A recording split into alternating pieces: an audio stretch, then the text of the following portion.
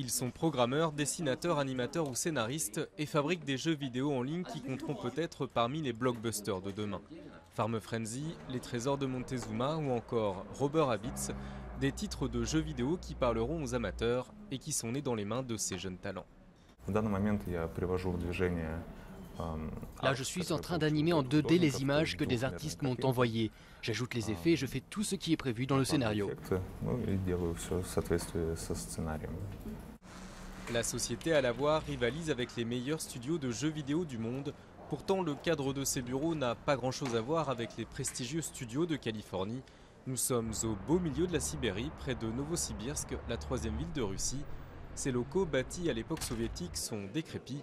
Mais qu'importe, ici, le fuseau horaire est un peu américain quand même, car les États-Unis sont le premier marché d'Alavoir. Notre public principal, ce sont les États-Unis. Nous gardons bien ça à l'esprit. Donc on ne travaille pas sur des thèmes russes. On ne dessine pas des poupées russes, par exemple. On ne fait pas les choses en fonction du public russe. On s'inspire des Américains et on évite de faire des choses que les Américains n'aiment pas. La success story de ce studio a commencé au milieu des années 90. À l'époque, Alexandre Likovski, son fondateur, est étudiant.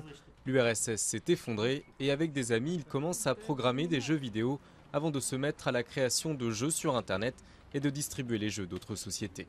Grâce à un enseignement de qualité et des salaires plus bas que dans d'autres pays, l'ascension est fulgurante.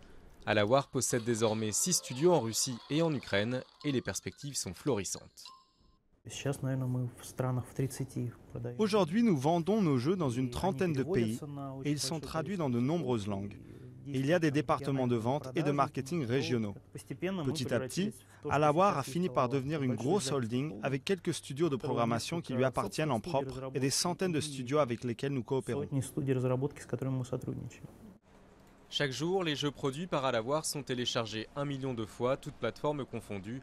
Avec l'essor des tablettes numériques, le groupe compte encore se développer en Russie et conquérir de nouveaux secteurs en Asie et en Amérique latine. Avec un marché des jeux en ligne qui devrait s'établir à $1 milliard en 2013 en Russie. Pour Alavoir, la partie ne fait que commencer.